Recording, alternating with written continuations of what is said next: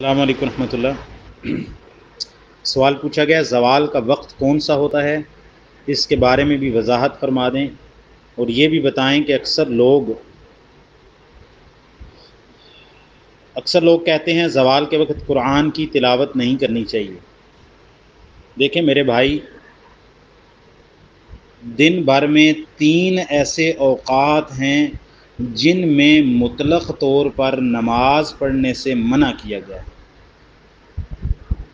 3 ایسے اوقات ہیں جن میں نماز پڑھنے سے منع کیا گیا ہے۔ ایک، جب سورج طلوع ہو رہا ہو۔ دوسرا، جب سورج غروب ہو رہا ہو، یعنی اس کا غروب آفتاب شروع ہو جائے، جب تک کہ وہ مکمل چھپ نہیں جاتا، مکمل غروب نہیں ہو جاتا۔ یہ جو 4-5 منٹ کا یا 4 منٹ کا جتنے کا بھی وقت ہوگا سورج کے غروب شروع ہونے سے لے کر غروب آفتاب مکمل ہونے تک، اس میں نماز نہیں ہو سکتی۔ اسی طرح جب سورج طلوع ہو رہا ہو، یعنی سورج کی کرنیں جو ہے وہ نظر آنی شروع ہوئی، سورج کا طلوع شروع ہوا، فرض کریں وہ 5:18 میں اس کا طلوع ہوتا ہے، اور وہ طلوع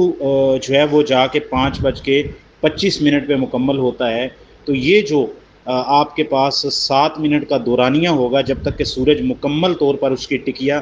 ظاہر نہیں ہو جاتی، اس دوران میں آپ کوئی بھی نماز نہیں پڑھ سکتے۔ ایک وقت ہے جب سورج نصف النہار پہ ہو، جب سورج نصف النہار میں ہو، حدیث میں ہے اذا قام قائم الظہیرہ، تو جب دوپہر کے وقت سورج ٹھہر جاتا ہے، اس وقت بھی نماز نہیں پڑھی جا سکتی۔ اب زوال کس کو کہتے ہیں؟ زوال کا مطلب ہے سورج کا ڈھل جانا۔ سورج کا ڈھل جانا، جب سورج نصف النہار پہ آ کے رکتا ہے، ٹھہرتا ہے، وہ مشرق کی طرف سے آ رہا تھا، وہ محو سفر تھا سورج، جب وہ نصف النہار پہ آیا تو ٹھہر گیا، رک گیا، اس کو کہتے ہیں نصف النہار۔ جب وہ 5 منٹ، 4 منٹ، 3 منٹ، جتنا بھی اس کا وہ دورانیہ ہے نصف النہار کا، اس کو مکمل کرنے کے بعد جب دوبارہ وہ مغرب کی طرف محو سفر ہوتا ہے، اس کو کہتے ہیں زوال۔ رسول اللہ صلی اللہ علیہ وسلم نے فرمایا اذا زالت الشمس، ظہر کی نماز کا وقت آپ نے بتایا جب سورج زائل ہو جائے، سورج ڈھل جائے، اور اسی زال یزول سے مصدر استعمال ہوتا ہے زوال ہونا، ڈھل جانا، تو اس کے لیے لفظ زوال استعمال نہیں کرنا چاہیے بلکہ نصف النہار لفظ استعمال کرنا چاہیے،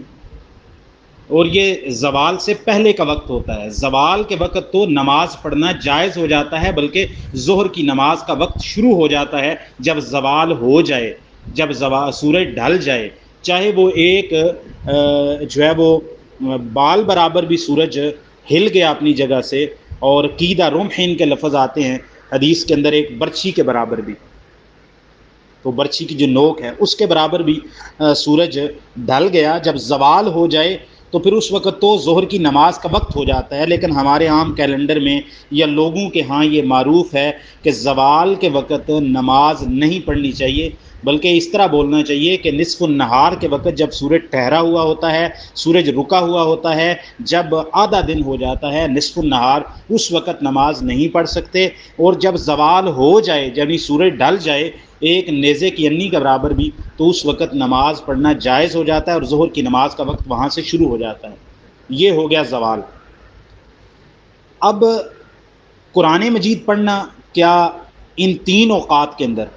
جب سورج طلوع ہو رہا ہو، جب سورج غروب ہو رہا ہو، یا سورج نصف النہار پہ ہو، تو قرآن و سنت کے اندر ایسی کوئی ممانعت نہیں آئی کہ آپ ان 3 اوقات میں قرآن نہیں پڑھ سکتے۔ ان 3 اوقات میں نماز پڑھنے سے منع کیا گیا ہے، قرآن مجید پڑھنے سے کہیں بھی منع نہیں کیا گیا۔ لہٰذا زوال سے پہلے نصف النہار کا وقت ہو، یا سورج کے طلوع ہونے کا وقت ہو، یا سورج کے غروب ہونے کا وقت ہو، یا عصر کے بعد کا وقت ہو، یا فجر کے بعد کا وقت ہو، ان 5 اوقات میں آپ قرآن مجید، ذکر اذکار، دعائیں رقیہ سب کچھ کر سکتے ہیں، صرف اور صرف نماز پڑھنے سے منع کیا گیا ہے جب سورج طلوع ہو رہا ہو، جب سورج غروب ہو رہا ہو، یا سورج نصف النہار پہ ہو۔ اور اسی طرح رسول اللہ صلی اللہ علیہ وسلم نے فرمایا فجر کی نماز کے بعد کوئی نماز نہیں ہے یہاں تک کہ سورج طلوع ہو جائے، یعنی درمیان میں کوئی نفلی نماز آپ زائد نہیں پڑھ سکتے۔ اس طرح رسول اللہ صلی اللہ علیہ وسلم نے فرمایا عصر کے بعد کوئی نماز نہیں ہے یہاں تک کہ سورج غروب ہو جائے، یعنی عصر کے بعد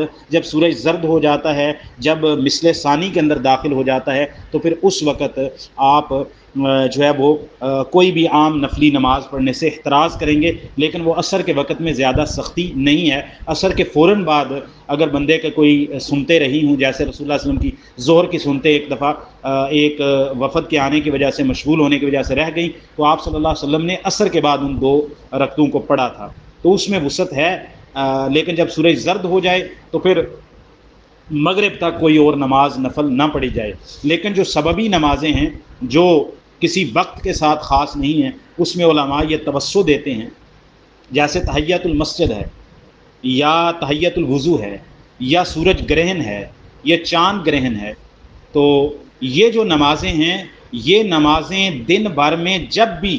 ان کا سورج گرہن جب بھی ہوگا، چاہے سورج طلوع ہو رہا ہو، چاہے سورج غروب ہو رہا ہو، چاہے سورج نصف النہار پہ ہو، تو یہ نمازیں چونکہ ہیں ہی سورج گرہن کے ساتھ تعلق رکھتی، لہٰذا یہ اسی وقت پڑھی جائیں گی، پھر یہ تینوں اوقات وہاں پر نماز کے نہ پڑھنے میں رکاوٹ کا باعث نہیں بنیں گے۔